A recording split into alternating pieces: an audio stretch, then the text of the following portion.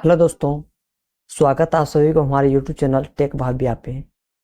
दोस्तों, आज हम आप लोगों के बीच लेकर आए हैं कंप्यूटर का शॉर्टकट कीज। शॉर्टकट कीज जो है ये कंप्यूटर का है जो कि सभी एग्जाम के लिए बहुत ही इंपॉर्टेंट है, महत्वपूर्ण है। आइए हम लोग बिना देर के हुए शुरू करते हैं। सबसे पहली बात जानिए कि यहाँ पे कह रहा है न्यू का शॉर्टकट कंट्रोल+N होता है। इनसे होता क्या है कि नया पेज लेने के लिए दोस्तों, अगर हमको डॉक्यूमेंट में नया पेज लेना है तो हम लोग न्यू का प्रयोग करेंगे, जिसका शॉर्टकट क्या होता है, कंट्रोल+N होता है। दूसरा है ओपन कहता है, इसका शॉर्टकट कंट्रोल+O होता है। कहता है सेव फाइल को खोलने के लिए, जब हम किसी फाइल को सेव करते डॉक्यूमेंट में, ठीक है, किसी भी जगह पे सेव करते, किसी भी लोकेशन पे, अगर हमको उसको पुनः खोलना है तो हम लोग ओपन का प्रयोग करेंगे। तो याद रखिएगा, न्यू का प्रयोग होता है नया पेज लेने के लिए और ओपन का प्रयोग होता है सेव फाइल को खोलने के लिए, जिसका शॉर्टकट होता है कंट्रोल+O। शॉर्टकट को याद करते जाइएगा ताकि आप किसी भी प्रोग्राम को बहुत ही जल्दी से आप इसको खोल सकते हैं। नेक्स्ट है सेव का शॉर्टकट कंट्रोल+S होता है। सेव कहता है अगर किसी भी फाइल को सुरक्षित करना है तो फाइल को सुरक्षित करने के लिए हम लोग किसका प्रयोग करते हैं, सेव का प्रयोग करते हैं। किसी भी फाइल को हम सुरक्षित कर सकते हैं, जो भी चीज आप डेटा तैयार करते हैं किसी भी डॉक्यूमेंट के अंतर्गत, उसको अगर सुरक्षित करना है तो आप यूज कीजिएगा सेव का। सेवेज का शॉर्टकट F12 होता है। इसका प्रयोग होता है डुप्लीकेट फाइल बनाने के लिए, या इसका दूसरा यूज हम लोग करते हैं अगर किसी भी फाइल को अगर अलग अलग फॉर्मेट में अगर हमको सेव करना है तो भी आप सेव एज का प्रयोग करेंगे। नेक्स्ट है प्रिंट का शॉर्टकट होता है कंट्रोल+P होता है। कंट्रोल+P से क्या होता है, फाइल को प्रिंट, जो भी डेटा आपका है उसको अगर प्रिंट करना चाहेंगे तो यूज करेंगे हम लोग प्रिंट का। नेक्स्ट है कट का होता है कंट्रोल+X। कट कहता है तो सिलेक्ट किए हुए टेक्स्ट को कट करने के लिए, देखिए कट, कॉपी, पेस्ट, ये तीनों कमांड जो है, अगर किसी भी कमांड को अप्लाई करने के लिए, अगर कोई भी कमांड अगर आप अप्लाई करते हैं किसी भी टेक्स्ट के ऊपर, तो सबसे पहले आपको टेक्स्ट को सिलेक्शन करना होगा। टेक्स्ट को सिलेक्शन करने के बाद ही आप कट, कॉपी, पेस्ट का ये कमांड अप्लाई कर सकते हैं। किसी भी टेक्स्ट को अगर कट करना है, एक जगह से दूसरे जगह ले जाना है, तो कट करके आप वहां पे क्या करेंगे, पेस्ट कर देंगे। जहां रखना चाहते हैं तो आपका उस जगह पर जाके पेस्ट हो जाएगा। कॉपी कहता है अगर किसी टेक्स्ट को अगर बार बार लाना है, किसी भी टेक्स्ट को अगर बार बार मल्टीपल टाइम्स अगर टाइप लाना, पेस्ट करना है, तो यूज कीजिएगा कॉपी का। तो पहले हम लोग कॉपी कर लेंगे, फिर इसके बाद हम यहाँ पे पेस्ट करेंगे। जितना बार आप पेस्ट कीजिएगा उतना बार आपका टेक्स्ट आते चल जाएगा। लिखा हुआ कॉपी किए हुए टेक्स्ट को पेस्ट करने के लिए हम इसका उपयोग करते हैं।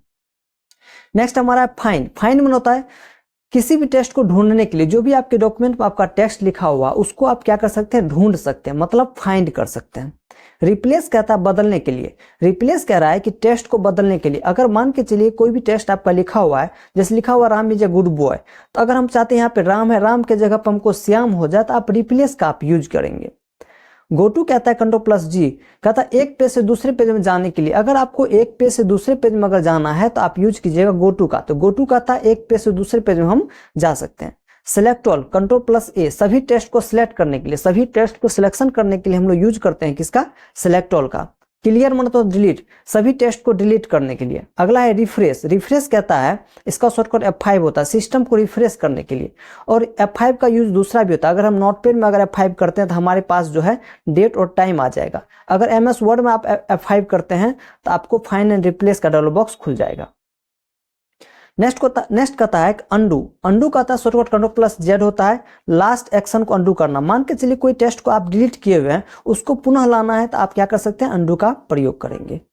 रीडू कहता है, इसका शॉर्टकट कंट्रोल+Y होता है, अंडू किया हुआ काम को वापस लाना। जिसको आप मान के चलिए अंडू कर लिए, उसको पुनः फिर वापस लाना है तो यूज कीजिएगा रीडू का।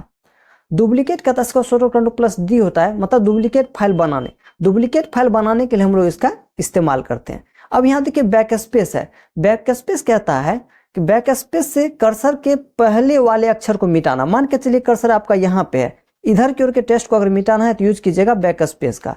और डिलीट कहता है कर्सर के बाद वाला अक्षर। मान के कर्सर आपका शुरुआत में, जैसे यहाँ पे डिलीट के पीछे इस जगह पर आपका कर्सर है, इधर के टेक्स्ट को अगर मिटाना है तो हम यूज करेंगे किसका, डिलीट का।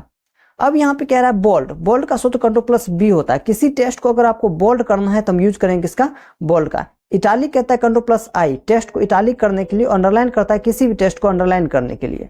किसी भी टेक्स्ट को अगर आपको अंडरलाइन करना है तो यूज कीजिएगा कंट्रोल+U, टेक्स्ट को अंडरलाइन करने के लिए हम लोग इसका इस्तेमाल करते हैं।